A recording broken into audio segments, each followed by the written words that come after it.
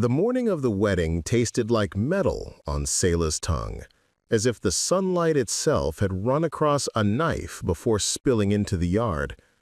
Magnolia blooms leaned heavy over the breezeway, their sweetness layered atop the sour of boiled linens and wood smoke.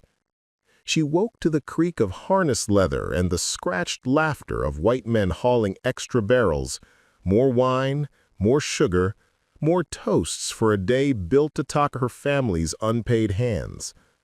By the time the rooster called a second time, the big house had a pulse of its own, steady as a drumbeat, and the plantation had become a stage where everyone knew their cues except the ones with chains in their history. Before we jump back in, tell us where you're from. If this story moves you, please subscribe. Tomorrow, I have a special story for you. Selah tied her hair in a clean kerchief and stepped into the day like a swimmer entering cold water, inch by inch, on purpose. Her mother, Tilda, was already at the hearth, a silhouette in heat shimmer, turning a spoon through a pot that hissed and sighed like it had lungs. Her father, Marcellus, had been granted the honor of polishing glass, as if crystal might forgive a century by catching light, and her little brother, Bran, ran trays back and forth with a solemnity he wore like a new coat. They were a family in the kitchen, the way a sparrow is a family inside the hawk's shadow, together, alert, pretending the sky is generous. "Keep your mind where your hands are," Tilda said without looking up. "You drift and you cut a finger." "I ain't drifting," Selah said, and it was nearly true. She fixed her eyes on the line of pies cooling along the window, peach and pecan, sugar custard, apple sliced thin like paper. She had helped with their crusts at dawn, her thumbs pressing edges into a braided border as if edges could be made safe by pretty patterns. The kitchen was the one place on Dogwood Ridge where Selah could pretend order was hers to command. Fire obeyed her, water listened, knives adoring as dogs. Outside this room, everything that moved did so at someone else's gesture. Bran slid past, careful as a fox. "They say Miss Evangeline's dress is like a cloud. They say it took a week to get here all the way from Savannah." Selah smiled with the corner of her mouth. "A cloud that don't make rain is only good for shade." "Don't sour the sugar," Tilda murmured. Her voice always found the exact weight needed to balance a room. "It ain't the dress's fault it's hiding a storm." A door banged somewhere toward the carriage house, a man's voice bright with command, and Selah's heart stuttered the way it sometimes did when the world remembered it could harm her. She breathed once, twice, let the heat draw sweat from her temples and turn it into armor. Heat kept secrets. So did kitchens. Marcellus set down a polished goblet and met Selah's eyes. His were river dark, a place with current. "We move when the bell rings for noon, not a breath before, not a breath after. Let them believe they own the hours, we will own the minute." Selah nodded, and the nod was a promise she had rehearsed with her pulse across a month of quiet nights. She had learned to braid her terror into the same rope she used to hold herself upright. There had been other plans once, running, hiding, barging the overseer's door, and all of them were wind trying to lift a mountain. This plan was a seed buried in the mountain's crack. It had begun with Miss Evangeline's engagement, of course, the arrival of a man who laughed with his teeth and called the enslaved men by a nickname as if their names were too sharp to hold. Nathaniel Wren, groom-to-be, distant cousin to the Hartwells who owned Dogwood Ridge, came with talk of cotton treaties and new wharves downriver. He talked with his hand on Evangeline's waist, pressing as if she was a lidded jar he needed opened. He talked with his boot on the step to the smokehouse, tracking sawdust into spaces where Marcellus once kept his own notes folded tiny and hidden. He talked like a man unafraid of echo. Selah had not known she could dislike a laugh until she met his. She kept moving, lifting the trays she was meant to lift, testing the bread with a tap that told her it was hollow, ready. The kitchen staff, most of them kin in one way or another, moved with choreography that had never been taught aloud. A slide to the left to let Ruthie pass with a roast, a press to the right to dodge steam, a crouch to fetch more flour. In the back corner, an enormous cake stood under a linen drape like a sleeping animal. The wedding had a shape now, a body. The day itself had a spine. Tilda broke off a small piece of biscuit and pressed it into Selah's palm. "Salt," she said. Selah tasted. More. Salt she could control. Weather she could not. Not the way the clouds rucked up beyond the pine row, not the way the river kept its own time, not the way Mr. Augustus Hartwell's cane ticked faster whenever someone poorer than him dared to laugh within earshot. She had learned long ago the art of small mastery, and today, God breathe upon it, those small masteries would gather like birds and lift something larger. Marcellus had been the first to speak the idea. Not as a word, not even as a sentence, but as a silence he set carefully in the middle of the table one night when the mosquitoes were too tired to bite. He touched the table once with his thumb, a steadying, a sailor finding due north on old wood. Watched him. Tilda watched him. Selah watched Tilda. Bran watched Selah. Families are made of glances, the way houses are made of rafters. "I won't let him put his hands on you," Marcellus finally said, and the words split the room the way lightning splits a tree. He didn't say Nathaniel. He didn't say overseer or master or any of the names that made the air spoil. But Selah heard them all at once. "There are 100 ways to not let a man," Tilda answered. Her voice wore its Sunday dress. "Only one that closes a book for good." Selah had listened to that sentence for days afterward, turning it in her mouth like a bead. Only one that closes a book for good. What kind of closure could a person, any person, claim in a place where the law could reach through a wall like a hand and pull you out? But Tilda had looked at Marcellus when she said it, and the look said this: "We have run so far inside ourselves there is no road left." So the idea grew. It grew without names and without instructions. It grew like a bruise at first, dark and secret, then like a root, seeking water in the cracks where cruelty had left the stone most broken. Tilda knew kitchens the way sailors know black water. Marcellus knew storerooms the way a man knows the places he's been locked in. Selah knew hands, white hands, hungry hands, and how to make them let go by offering something more interesting. Bran, careful-eyed Bran, knew footsteps. Who came, who left, who dragged a shame behind them like a coat too heavy. They didn't speak openly, they didn't dare. But through mornings and middays and evenings of pretend obedience, each of them carried a part of a minute they would join together at noon. The wedding guests began to arrive by 10. Carriages like beetles shining with polish, horses tossing their heads, women lifted like blossoms by men who had never milked a cow. The big house inhaled starch and perfume. Dogs barked until their throats rasped. A fiddler tuned and tuned again as if string might become river if he rubbed long enough. Selah caught glimpses through the kitchen door. A girl's blue parasol, a boy's name stitched inside his collar. Mr. Augustus Hartwell's smile pinned neat on his face like a badge he didn't deserve. "Do we bow?" Bran whispered as he stacked plates, each one clinking like a tiny bell. "If they ask us to, do we bow extra because it's a wedding?" "You bow the way a tree bows in wind, enough to keep your trunk from cracking, no more. And if the wind don't stop? Then you remember who made your roots." Selah pressed her palm against the table's edge until she could feel splinters considering her skin. She remembered a lesson older than the plantation. Sometimes a river behaves itself for 100 miles, and then, on a new no one watched, breaks its own banks and finds a new route.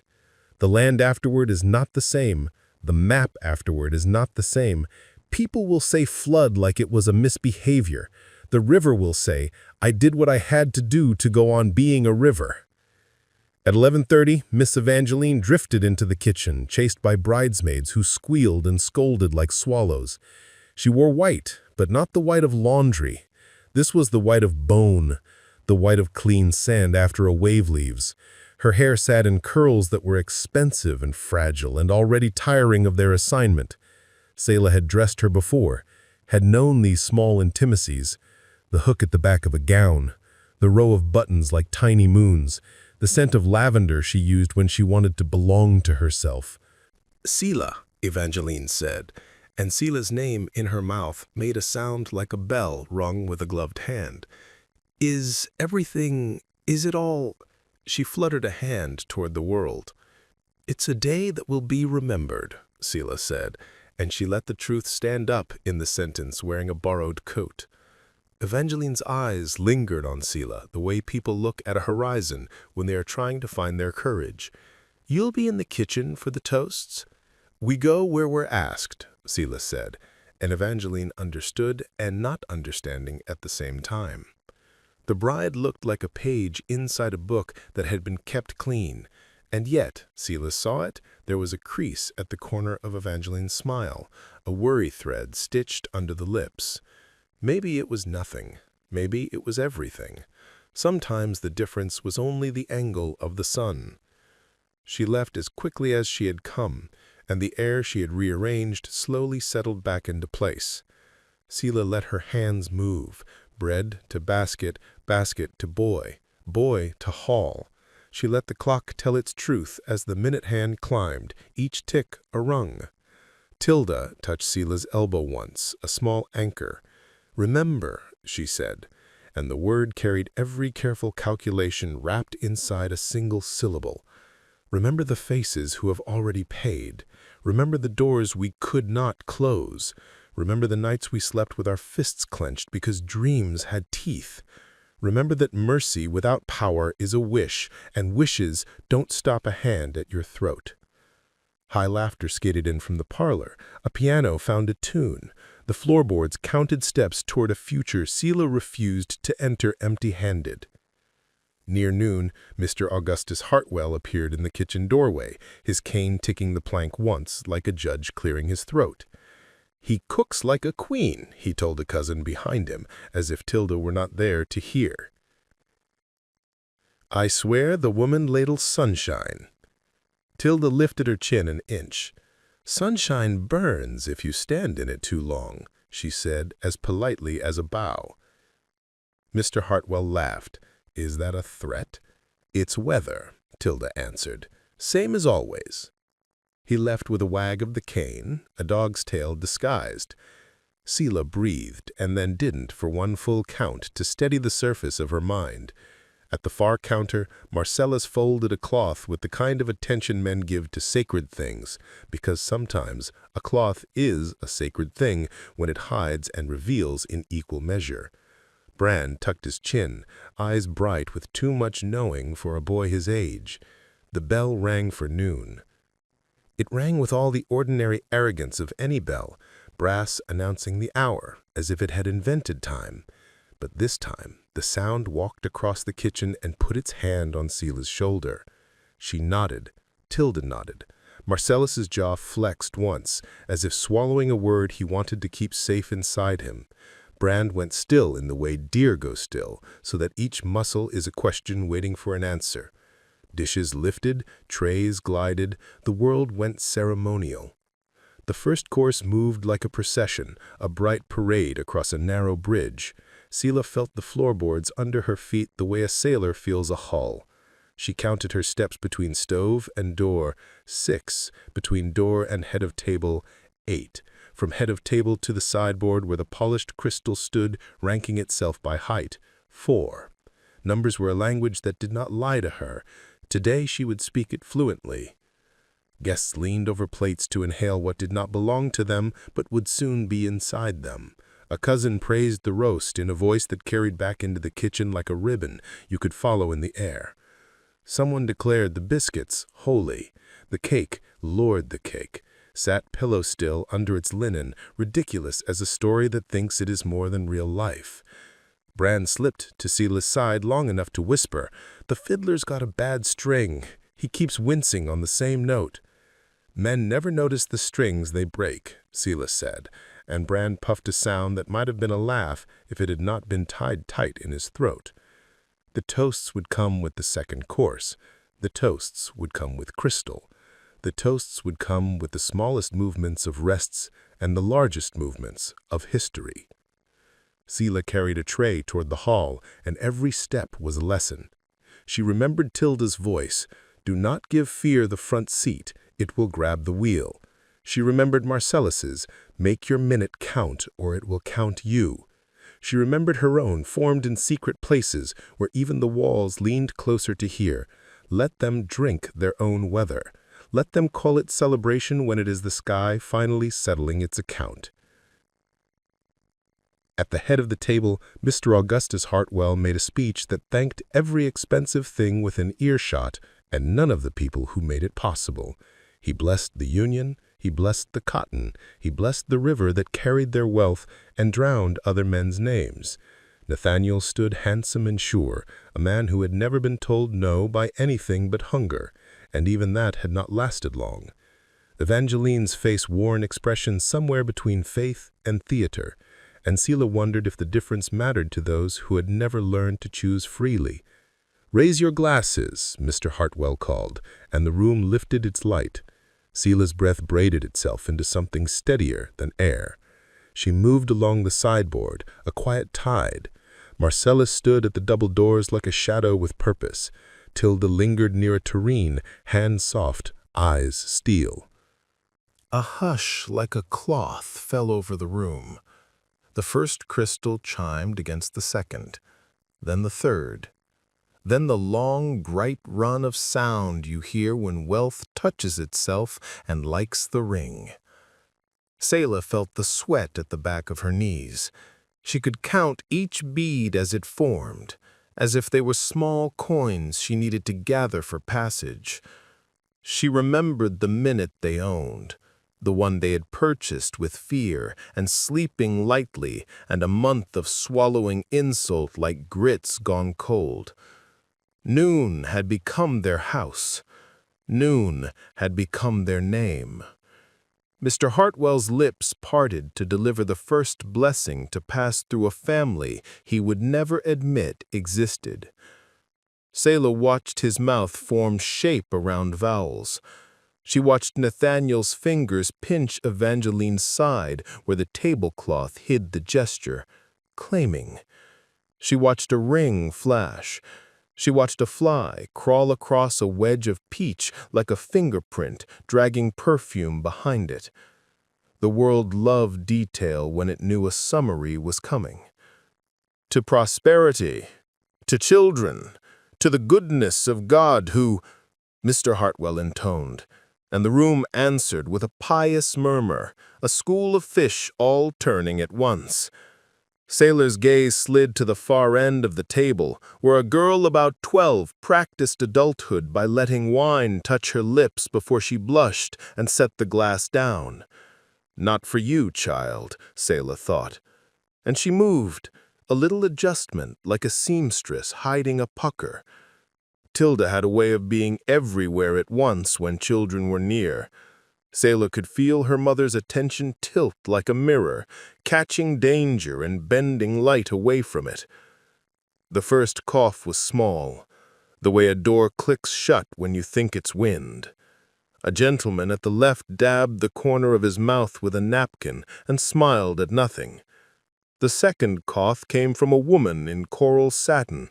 She fanned herself twice, then again, then stopped, trying to decide if stopping would make her less observed. Nathaniel cleared his throat like a man claiming air.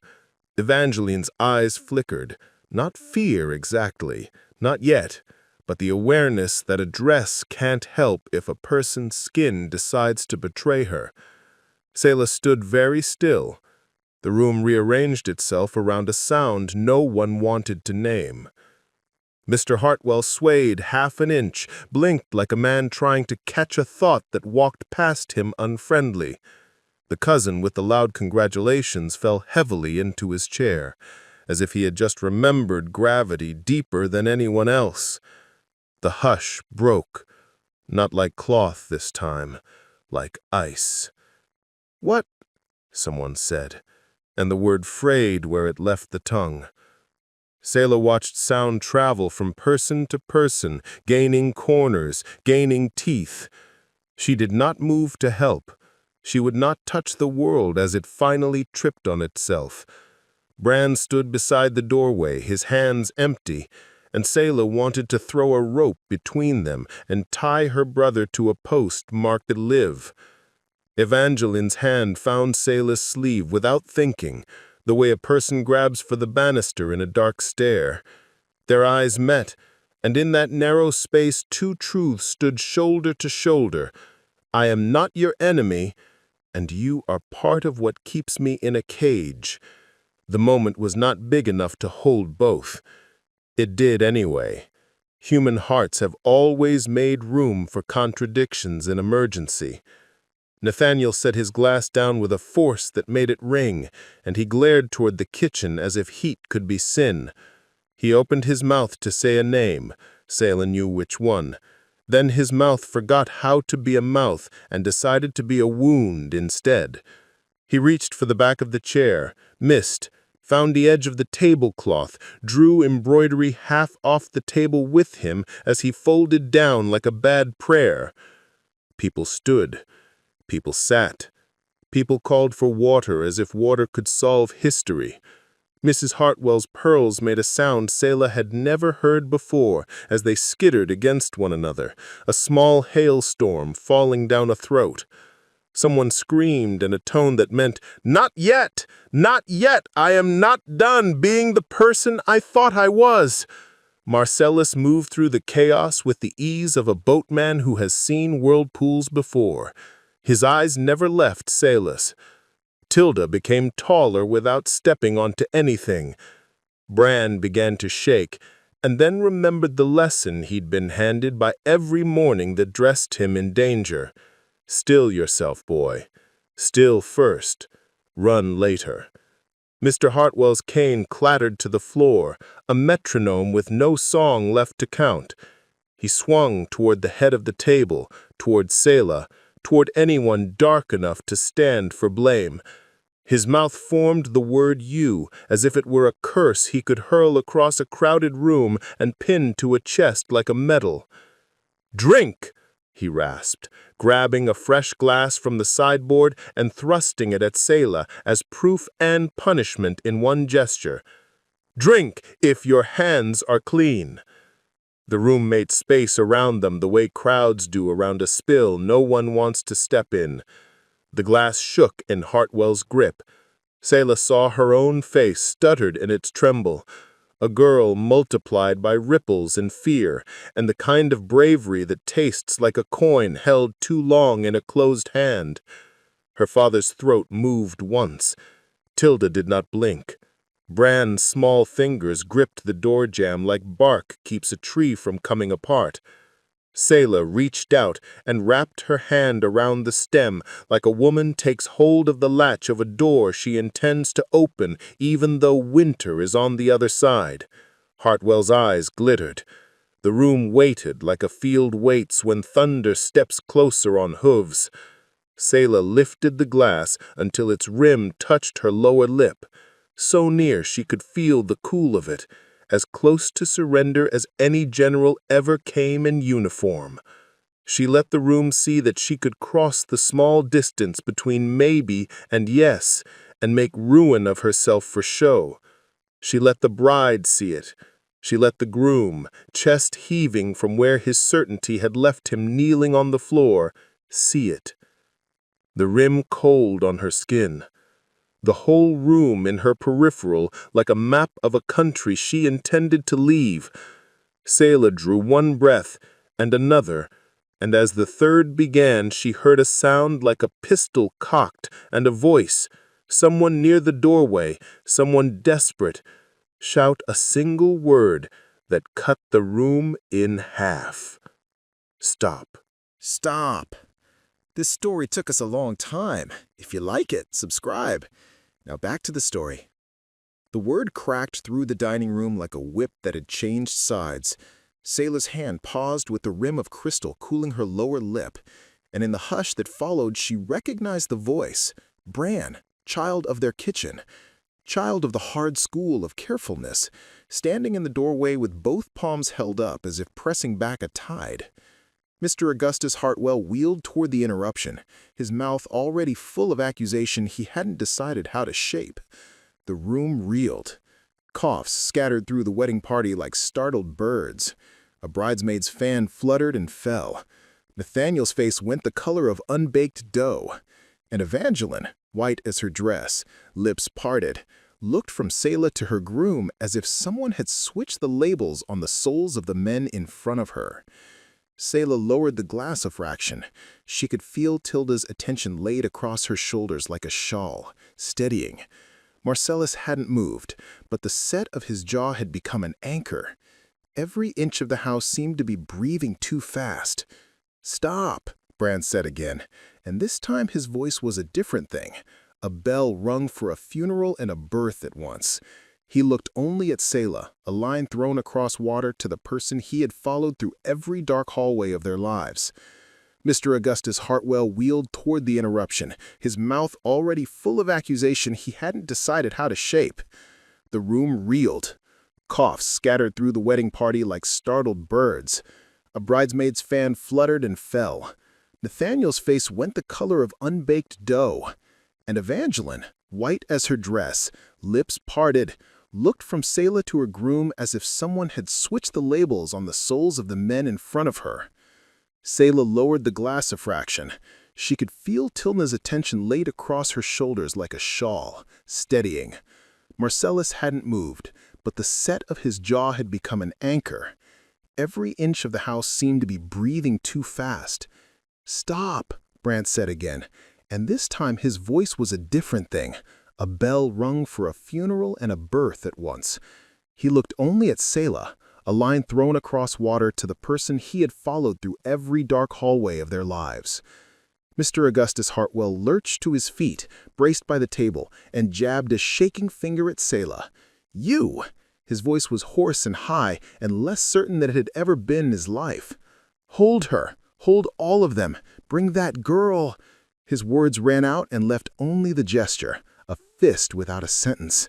Men reached clumsily, but Marcellus stepped between their hands and his daughter. He didn't touch anyone. He didn't raise his voice. He simply stood where he had always stood, between what wanted to happen and what he was willing to allow. For a moment, a small, wholly impossible moment, his presence alone rearranged the mathematics of the room. "Sir," he said to Hartwell, and if the honorific was a blade, then Marcellus had learned exactly how to hide it in a handshake. "Let us clear this room. Let us bring air and fresh cloths, and don't tell me what to do in my own house," Hartwell snapped, and then he coughed, a dry bark that sounded like pride turning to dust. Nathaniel tried to stand and could not. He grabbed for Evangeline and found only the air where she had been. She had moved, only a step, but enough to let him fall without using her body as leverage. Their eyes met. Nathaniel saw that she had seen him, truly seen him for the first time. He didn't like the person she discovered. Selah's vision went bright at the edges. She felt the doorway pulling at her like a moon. Every second shouted. Noon was not theirs anymore. Noon was a splintered thing, and they had to gather what they could of it before the hour finished and turned into afternoon with his habit of locking doors behind itself. "Now," Selah said, but she didn't move her lips. She didn't have to. Selah felt the word in the soles of her feet. They retreated with the children into the hall, then toward the kitchen, the house itself helping in small ways, a board that chose not to creak, a draft that masked a whisper. The way the light in the pantry had always been stingy and now was a blessing. Selah heard the parlor swell with voices behind them, the men trying to sound like they had control, the women trying to sound like they didn't need to be afraid. Human beings are musical instruments we are always pretending we know how to play. In the kitchen, heat met them like an old aunt who hugged too long because she loved too fiercely. Ruthie took the children with a nod, her eyes wide but her hands steady. "Back porch," Selah said again, and Ruthie ushered them along the shadowed hallway, her skirts whispering, her body a barrier against the panic that wanted to grow teeth. Tilda had already pulled a small bundle from under the back table, a scrap of bread wrapped in cloth, flint and steel, a coil of narrow cord, a folded shirt that used to belong to Marcellus when he was younger and less defeated. No maps, no plans on paper. The plan had always lived in their bodies. Turn right at the cedar with the split trunk. Left where the creek grows lazy and wide. Keep the cypress knuckles on your dominant hand. The world remembers you if you remember it back. Bran first, then Selah. I'll follow. Your father will close the door. It was nothing and it was everything. The order of a lifetime learned across 1,000 mornings and 1,000 nights. The order of not letting panic be your shepherd. Marcellus's hands were empty. He'd leave them that way until he needed them more than anyone else did. I'll be behind you before the second breath you take outside, he said. No one asked how. The man had made a religion of appearing in doorways right when he was required. A shadow moved across the threshold, white silk, an intake of breath. Evangeline stood in the kitchen doorway, her veil nowhere, curls loosening as if they were deciding to return to their natural shape regardless of cost. She looked smaller without the room's admiration to inflate her. Did you? She couldn't finish a sentence and looked ashamed of the weakness. Nathaniel he's... Her voice failed on the word sick. The truth had its hands around her throat and was squeezing. Selah felt a terrible tenderness for the girl, woman, not a child, but never allowed to become either. Some of them will live. The children will. We moved their glasses. Evangeline's shoulders dropped. Grief and relief collided behind her eyes, then found a grudging truce. What should I? She began, and then stopped, hearing herself ask a woman in a kitchen what to do in the house that was supposed to be hers. The world had turned, and the sound it made was breaking cutlery. You should tell them to go to the lawn. Air. Shade. Tell them to pray because it will make their hands busy and keep them from dragging us back to do work we will not do. Evangeline nodded as if she had just been given a crown that fit and burned at the same time. She reached into her bodice, winced at the indecency of doing so in front of people she pretended not to see most days, and came out with a small key on a faded ribbon. This opens the gate by the smokehouse, the back way. My father had it installed after thieves took hams in the night. Tilda took the key. Let the thieves be thanked. Evangeline looked at Selah a long time, then at Tilda, then at Marcellus. She was measuring something she had never been taught how to measure, the size of a debt. I don't know if I'm your enemy, but I know I'm not theirs anymore. She swallowed, a small act of bravery. Run. Selah wanted to take her hand, to give a benediction she didn't have authority to grant. Instead, she nodded once, solemn, church-deep. Marcellus inclined his head to the bride the way a captain acknowledges a lighthouse for doing its job. Bran slipped into the hall, quick as a squirrel. Tilda lifted the bundle. Selah followed, feeling every wrinkle in the floor with her feet. Every nailhead a star that could guide or betray. Marcellus took his place at the rear, the last man at the last door, the one who gathers staggerers and turns to look danger in its eyes. They moved. Past the pantry with its stern jars and stacked preserves, past the broom closet where Bran had once hidden during a thunderstorm and learned that he liked the sound of rain drumming on walls as long as the walls held. Past the back stair where Selah had sat at 14 with a tray of lemonade and listened to men laugh about other men's sons sent to auctions. She stepped over those ghosts and did not let them touch her hem. The gate by the smokehouse, rust pinpricking the latch, a vine attempting conquest, opened with one stubborn tug. The yard beyond had the ordinary mercy of weeds, chickens scattered like broken thoughts. The washpot sat cold, a black moon toppled from its night sky. The world outside the big house remembered them without asking name or papers. Cedar, then creek, Marcellus said. They ran bent and not running. Bodies know how to flee without looking like it. Dignity is a disguise when you need it to be. Their feet found the path that wasn't there for anyone who didn't know how to look. The edge of the property stitched them to the pines, and the pines accepted them, breathing resin into their fear until their fear smelled like something a forest could live with. Behind them, the wedding leaked onto the lawn, silk and lace and suppers interrupted, men barking orders that didn't obey, women holding linen to mouths, the sound of wealth finally learning it could be mortal, voices chased at a distance, then closer. A young overseer's shout carried further than it should have because he hadn't learned that rage travels slower through humid air. Marcellus set the pace, Tilda set the breath, Selah set the eyes, reading the ground the way a woman reads a letter from someone she loves who could not say everything. Bran watched the sky through the trees, keeping the sun on the right side of his imagination. They reached the creek. It moved lazy as a storyteller who knows there's no need to hurry because the world will always bring you more listeners if you make yourself worth hearing. Marcellus stepped into the water, hissed once at the cold, and then smiled the kind of smile a man smiles only when he recognizes a friend he trusted to wait for him. "Downstream 2 bends, then back to mud," he said. "Won't the dogs?" Bran began.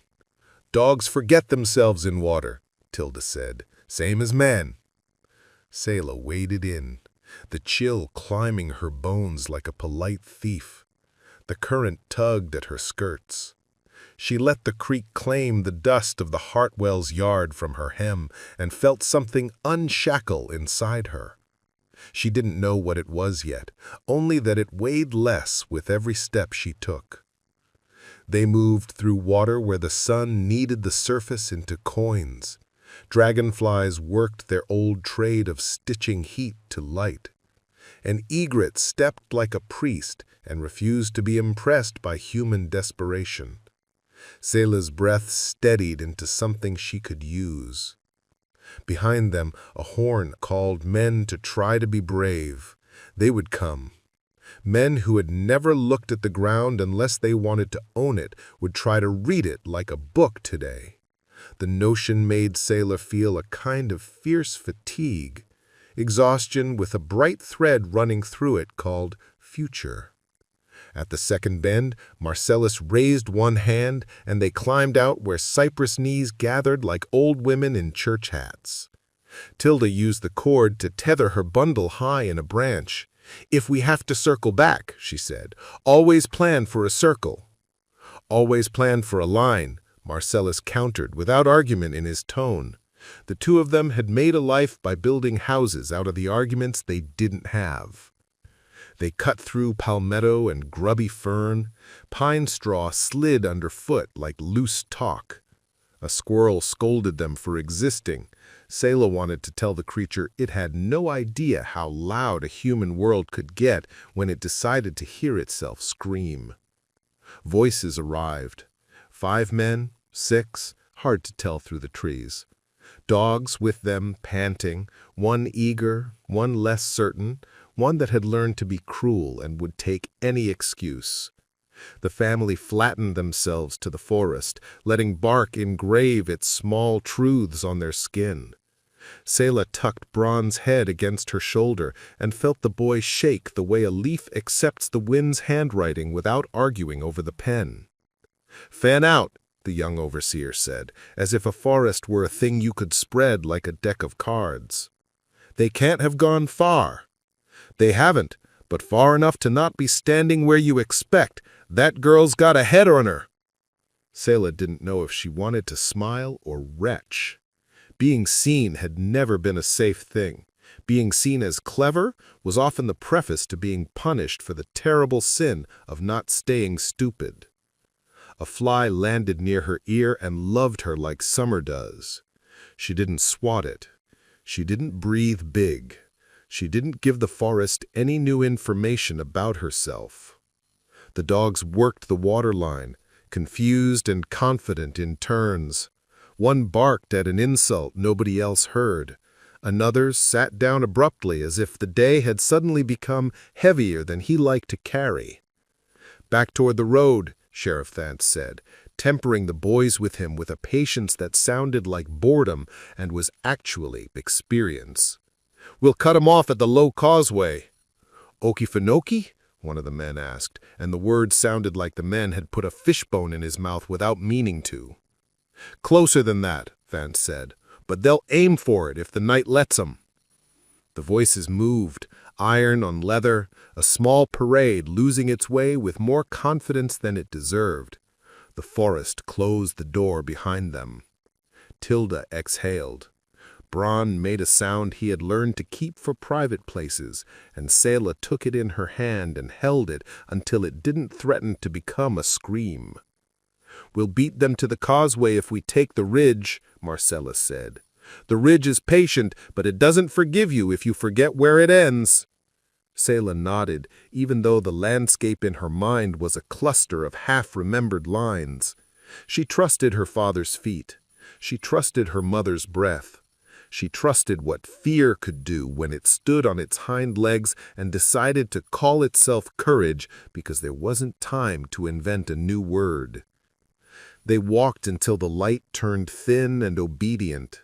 The ridge lifted them above the worst of the wet. Birds discussed their opinions in high branches. Selah's calves burned in a way that made her feel alive instead of hunted. The land ahead opened its hand to show them a slow river, and beyond it, the kind of dark that can only be made by a swamp that enjoys its work. They rested in the last gold of day under a live oak whose arms were generous and arthritic at once. Tilda pressed bread into Bron's palm and then touched 2 fingers to his chest, a blessing and a reminder of ribs that needed to keep rising and falling if the family was to go on being a family. "Do you think Evangeline will—" Selah began, and then stopped. What could the bride do? What could any woman do with a body that did not fully belong to her, and a house that did not think she owned more than the dresses she wore inside it? Tilda looked toward the path they had taken, toward the sizzle of insects in the shadowed understory, toward the sky that had begun to think about stars. "There are many ways to be useful," she said. "Sometimes the best use of a door is to stand in front of it." Selah thought of the key in Tilda's pocket. She thought of Evangeline's hand shaking as she surrendered something she had been taught to never give. She thought of Nathaniel on his knees while a piano went on plunking out a tune it would take a year to stop hearing in the walls. Mercy is not the absence of justice. Sometimes it is the insistence that justice be wider than cruelty ever was. They rose with the moths and moved. The causeway lay ahead, a rib of hard earth crossing a wetland that had never truly agreed to be crossed. Sheriff Vance would be there, maybe others, men like dams. Men who believed they could tell water where to go, and were occasionally right until a better story arrived. The night came on rich, a velvet you could lose things in. Fireflies practiced resurrection over and over because it pleased them. Frogs debated theology. The family stepped into the first of the causeway's long shadows together. "Quick," Marcella said, and his voice was both a father's and a captain's. Shapes ahead, lantern light making small suns in the dark, voices low and eager. The men had arrived before them. Of course they had. Men with maps and fear often do. "Back," Tilda breathed. But there was no back. Behind them, distant, another lantern sparked. 2, 3. The privateers of Dogwood Ridge choosing the longer route in hopes of being the men who got to tell the story later. "Down," Selah said, and they slid belly to earth into the ditch that ran along the causeway's shoulder. The ditch held the kind of water that remembers everything it has ever seen and could be convinced to tell it in a fever. They sank without splashing. They lay still enough to feel minnows question whether they were new stones. "Hold," Marcellus whispered. The men on the causeway talked like men do when they are afraid of quiet. Too much.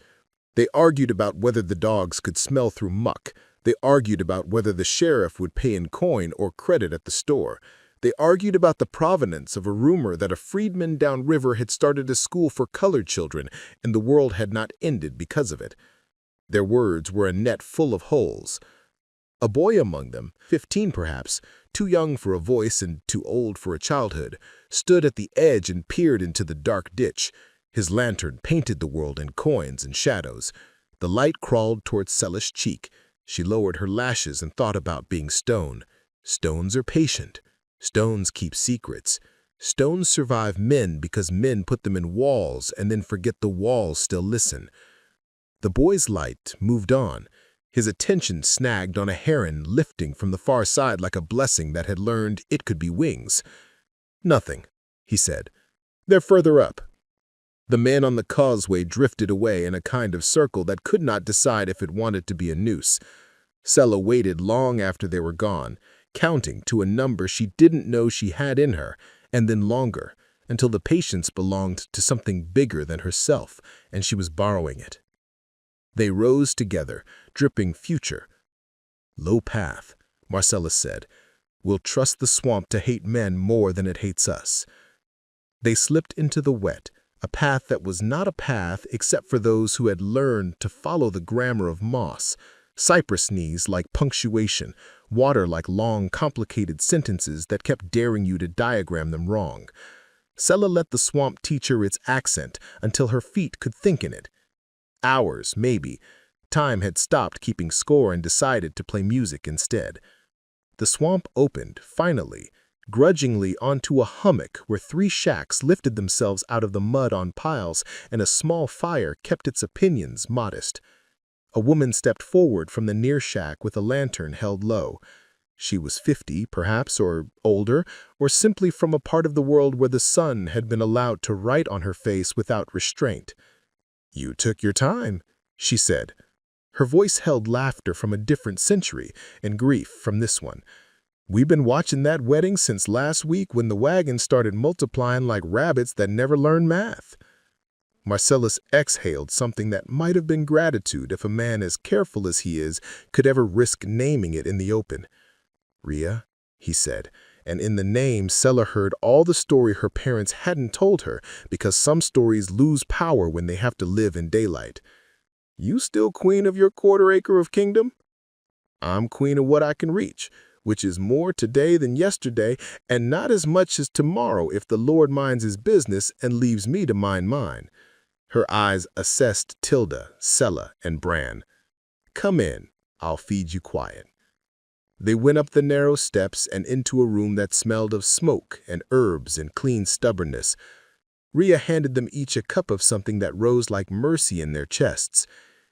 "I don't ask for stories unless they want to be told, but I heard news travel across water tonight like it had feet. White folks coughing up their pride in the yard of that big house, brides weeping, men swearing oaths they never keep. You set that in motion?" "Motion was already set. We changed the direction," Tilda said. Rhea nodded as if Tilda had recited something from a book they both loved. "So then you'll need sleep, and then you'll need choice. You can go east, find the coast, find folks with the boats that don't always ask for names. You can go south and take your chances with Seminole country where a body can be a body without a paper if they prove worthy. You can go west and lose yourself in pine forever. Or you can stay. Help me teach the swamp how to hold more souls." Selah listened to the choices and felt something unexpected, not fear, not yet joy, a space, a clearing she hadn't been permitted inside her skull for as long as she could remember. "What would you have us do?" she asked, not because she needed orders, but because the question itself was a kind of luxury she wanted to practice. Rhea looked at Selah for a breath, and then a longer one. "You," she said, "know kitchens. You know hands. You know where men keep their mouths open and their ears closed. You could make a school out of that. A school of not being swallowed, if you take my meaning." Selah thought of Evangeline's hand on the tablecloth. She thought of the 12-year-old girl with the blue ribbon and the glass taken away just in time. She thought of the dogs that forgot themselves in water and the way the creek had accepted her hymn like an offering. "I could," she said. They slept like people who had not truly slept in years, each of them learning a new shape of breathing. Dawn came, hopeful as a child trying on boots too big. News arrived with it, carried on the backs of men who knew they could be killed for bringing it, and brought it anyway because information is a kind of food.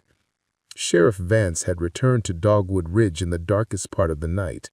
3 men had died, 4 were ill but would live. Nathaniel was among the living but would carry the day in his bones like a debt the weather would one day call in. Mr. Hartwell had sent riders as far as the next county, promising money and promising more than money to anyone who brought back a family of runaways he described as ungrateful. People who use words like that do not hear themselves, and that is often their trouble. "Bride," Selah asked the runner, thin, young, the kind of fast you get by being poor and needing to be useful to somebody. "Miss Evangeline?" The boy smiled crooked. She stood on the porch like a statue saint and told them to pray until the doctor came, and when they tried to go into the kitchen, she said her mama would rise from her grave and pull the lot of them into the ground if they stepped where the women were working. Then she fainted, pretty as you please, which bought Ruthie time to kick 'em all out the side door. Selah shut her eyes against the sudden surge of gratitude that swelled too fast for her ribs. She didn't know what Evangeline would be tomorrow. Today had been enough. Days unfolded in a new grammar. The swamp learned their names, and they learned its seasons. Brannon thrived in the business of quiet errands, his feet memorizing routes that didn't confess themselves to maps. Marcellus and Rhea rebuilt a skiff into a library of ways to not be seen. Tilda sat at Rhea's table with other women, some old, some whose wrists still remembered iron, and they argued as equals about how to raise children who would not be born into waiting rooms. Selah cooked. She cooked as if the smoke could spell words in the air. She cooked as if every spoon were a pen and every pot a page. Women came from further than she could believe to learn not recipes, they needed none of that from her, but disciplines. How to make a room yours by the way you stand in it. How to make a man underestimate you long enough to finish your sentence out loud. How to carry a pinch of your own weather in your apron so that the day can't flood you without your permission. Sometimes she refused to teach because a woman wanted lessons in hurt dressed up like healing. We don't make murder here. We make memory. Memory will know when to harden its hands if it has to. It will know the shape before the shape knows itself. Word of Dogwood Ridge filtered to the hummock like smoke under a door. Evangeline sent a message through a safe mouth. She had gotten Ruthie sold to a house in town whose mistress believes that charity makes her prettier. It was not freedom. It was not the swamp. But it was a door that did not slam as often, and Ruthie had learned to keep her fingers in the hinge so it would never again close completely. Weeks later, rain-washed, heat-stiff, the kind of afternoon that knew how to hold its breath. Lanterns bobbed at the edge of the hummock, and men came with them. Sheriff Vance at the front. Mr. Hartwell a step behind, leaner in the face, his cane tapping out a rhythm that pretended not to be a threat. Nathaniel, too, pale and improved enough to look like a promise he wanted to make to himself that he could still be the kind of man the mirror had promised him once upon a time. Rhea met them at the steps with her lantern held low, so the flame could listen if it wanted. "You're late for supper," she said. Hartwell didn't bother with prelude. "You have what's mine," he said. And the words fell into the mud, and were grateful the mud still took them. Rhea's smile was a blade wrapped in velvet. "Name it," she said. "Selah," Hartwell said, and the sound he made out of Selah's name made the swamp blink. Rhea turned her head toward the open doorway. "You heard the man," she said without turning her smile on or off. Selah stepped into the doorway with Tilda to her left and Marcellus to her right, and Bran a step behind, his chin high enough to hold a star if the night asked him to. She did not lower her eyes. She did not raise them too high.